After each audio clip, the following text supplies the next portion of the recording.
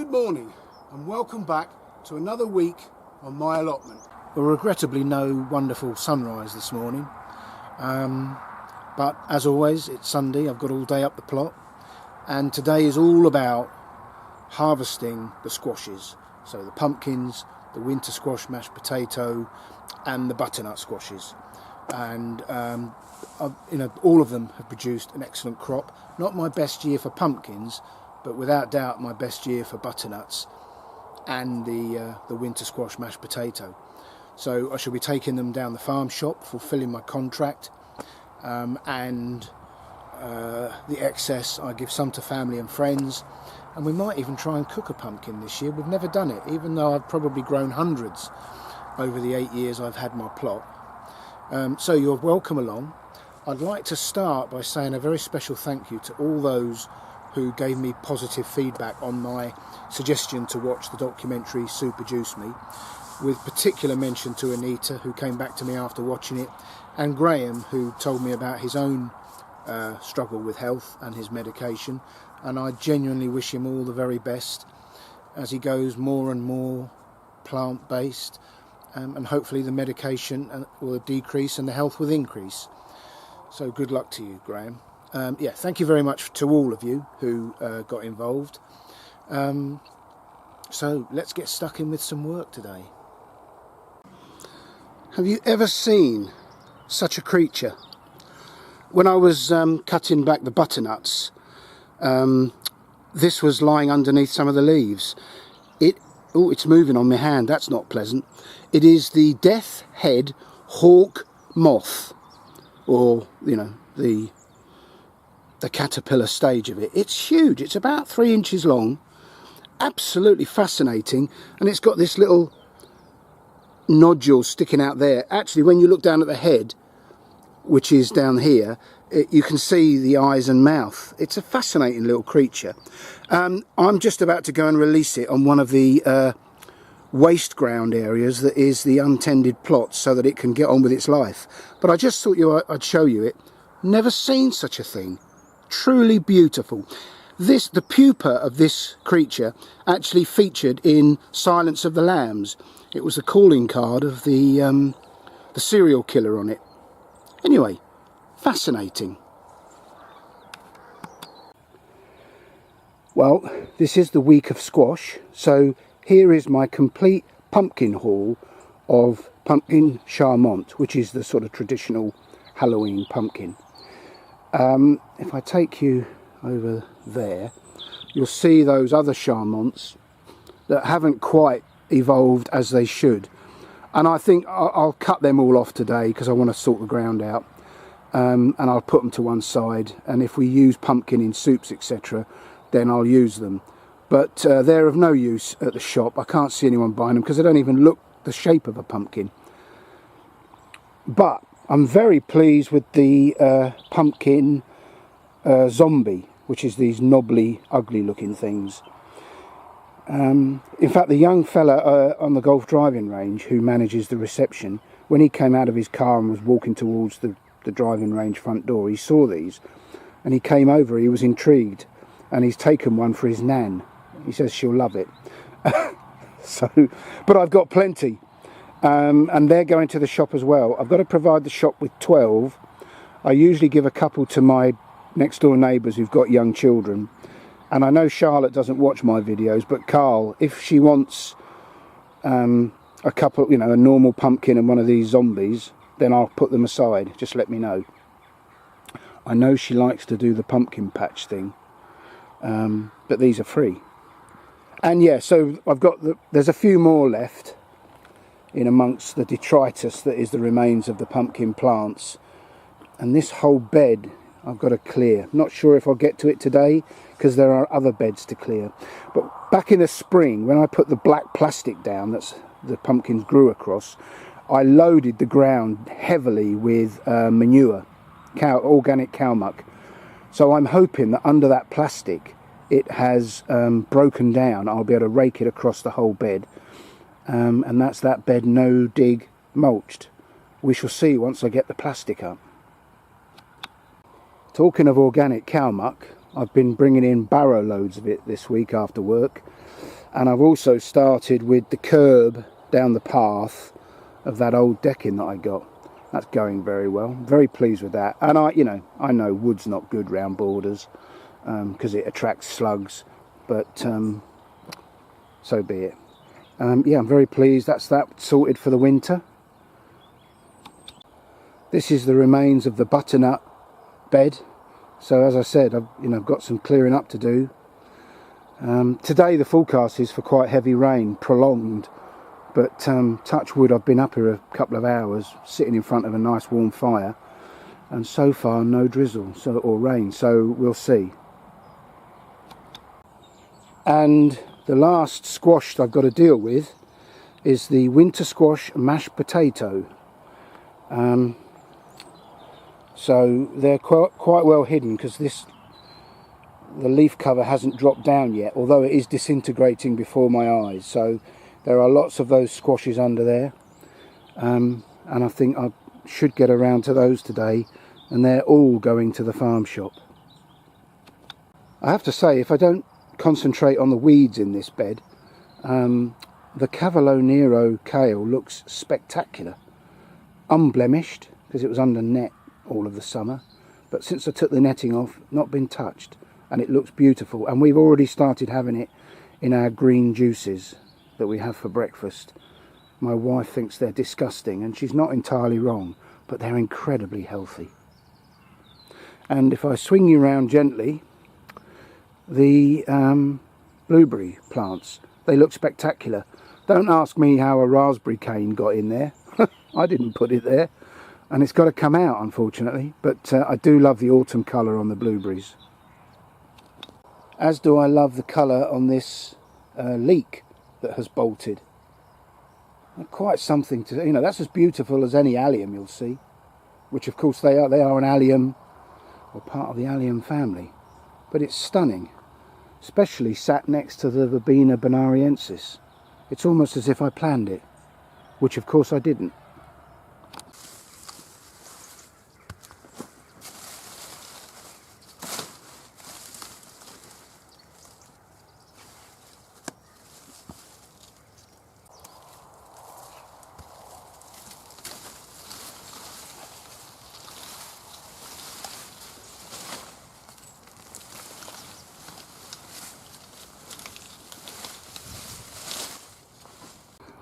Well, as always, I make it up as I go along, and I've done half the bed, and I haven't counted them, but that's what I've got so far from half of the plants. So I'm going to leave the other half on the plants themselves, because that's the best way to store them for a week or two till this lot have sold. And you can see I've got a lot of plant material to deal with, which is great because it makes fantastic compost. It breaks down easy. I'll chop it up as fine as I can be bothered before I put it on the compost heap. But that's a job for another time. What I've got to do now is get a wet towel and clean all these up so they're gleaming white. Inevitably, where they lay on the soil, there'll always be a little brown patch. But if I can make them a bit cleaner, I think they'll sell better. Because people like their fruits and vegetables clean. Right, it's a very boring job, but it's got to be done. So let's get on with it, Martin.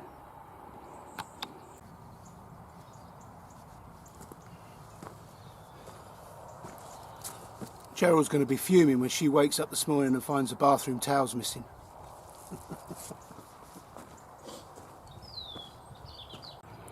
Right, all I've got to do now is count them. So I've got to empty them out of those baskets, count them back in, because the farm shop will need to know how many there are. Not sure what they'll charge per item. And then I put this next to the crates, which is an information sheet on what they are and how to cook them, because most people simply don't recognise them. Right, count them and take them down the shop. I'll do a few pages, I think. The existence of photographic memory has never been scientifically proven. A decapitated planarian flatworm grows a new brain complete with all its old memories. How do they know that? How do you know if a worm has got its old memories back? A human liver can grow back even after 75% of it has been removed. 95% of all avocados on sale today are descended from one tree grown by a Milwaukee postman in 1926. Now that is interesting. In German, Strauss means both ostrich and bunch of flowers. In Norwegian, I'm not sure, there's an umlaut over the A, so I'm not sure how you pronounce it. Pålegg or paleg is anything that can conceivably be put in a sandwich. In Old Norse, kveis means uneasiness after debauchery. Ooh, a slightly guilty feeling maybe. In 1876, the Munich Health Department ruled that breastfeeding women only needed to drink 2 pints of beer a day. Yeah, no more. That'll do. There are whales alive today that were born before Moby Dick was written in 1851. Wow. If a dead whale is found on a British beach, it is the legal property of the monarch. That's great news. Now come and clear it up. The first 2 police officers sworn into the Metropolitan Police were both later sacked for drunkenness in the streets. And from what I hear, their standards haven't improved since. The demilitarised zone between North and South Korea is the world's most militarised zone. In 1784, the 1784 Kettle War between the Netherlands and the Holy Roman Empire involved only a single shot, and it hit a kettle.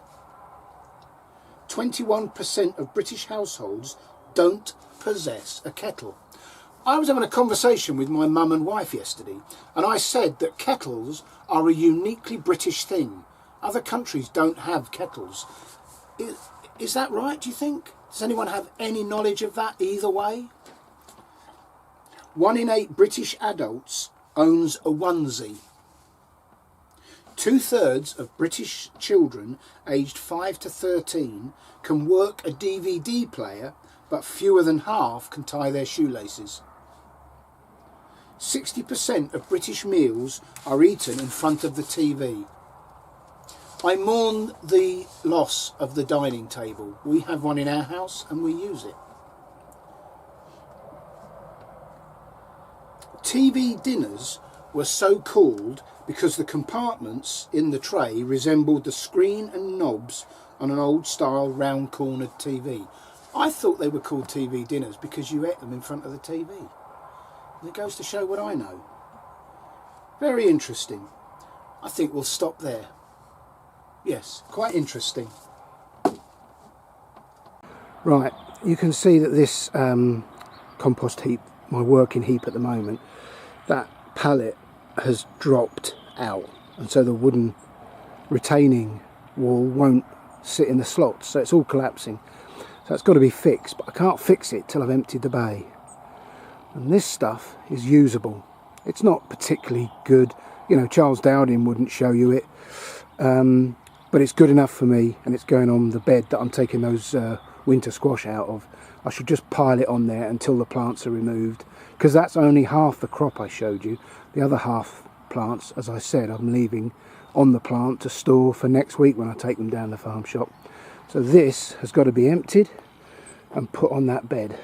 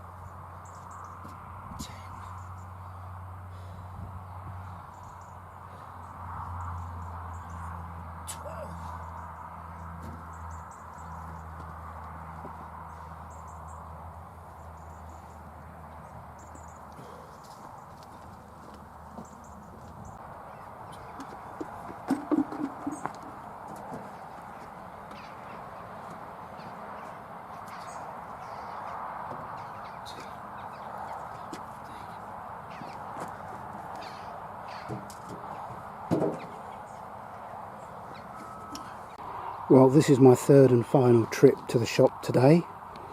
15 butternuts and 10 zombie pumpkins. And I still have plenty for myself, family and friends. And although you probably can't see them very well on that ground there, there's about another 15 zombie pumpkins which I shall take down to the shop later in the week. Perfect. My butternuts, my winter squash, and mostly my pumpkins. Job done. This is one of the 2 bays of leaf mould I've got that I started off last autumn. If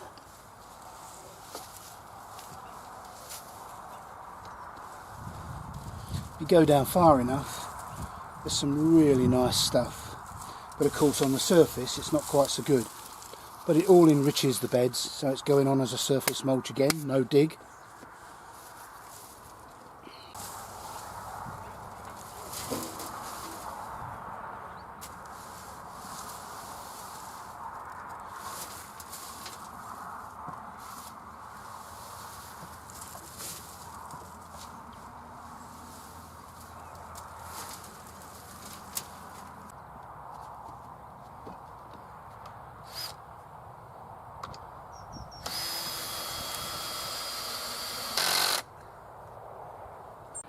Well, I'm happy with that. It's a running repair, and it's worked. So that bay is empty.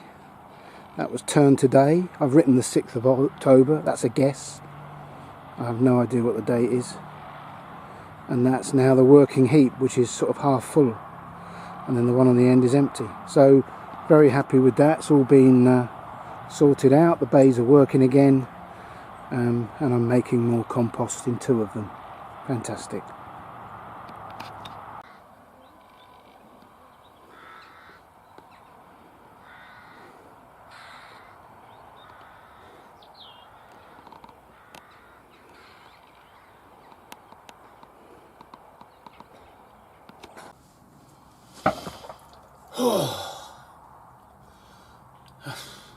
I know I say it every time. First of all, I'm absolutely cream crackered. For those of you outside the UK, that's knackered. And I've had a really good day. One of the chaps is up here now collecting his pumpkins. And I'm really relieved and pleased that I've had such a good squash harvest. You never really know how it's going to go, and of course this year's been a real challenge. But despite that, despite all the, the frustration early on and so on, it's turned out a good year. Never had butternuts like it. And I've said in the last video, I can only put it down to the accurate and consistent watering. I can't think what else it would be. So really pleased to get those down the farm shop. That should reap me quite a bit of money off my annual fee. And whatever happens with our ambitions to have a little small holding, whatever happens with that, I am going to renew the contract next year, so that I have got all year to move everything off the plot. And I won't say too much at the moment, but on that front things are slowly moving. When I've got something more concrete to tell you, you'll be the first to know. So thank you for joining me. Thanks to all those who've subscribed, and I'll say again, thanks to all those who leave comments. It's lovely to read them. I really enjoy it. I enjoy replying, and it's like a conversation. It's lovely. It's really wonderful. I appreciate every one of you that takes the time and effort to do that. Even if you just watch and you never leave a comment, that is much appreciated. So I should be around next weekend. So until then, I hope you're enjoying your gardens. I hope it's not too wet and cold where you are. Who knows what this week holds. The forecast for today was terrible. Wet all day long. Heavy thundery showers. We haven't had a drop. So, go out in the morning, have all the kit ready, and take what comes, and usually it's okay. Anyway, thanks for joining me. See you next week. Until then, look after yourselves, take care, and bye for now.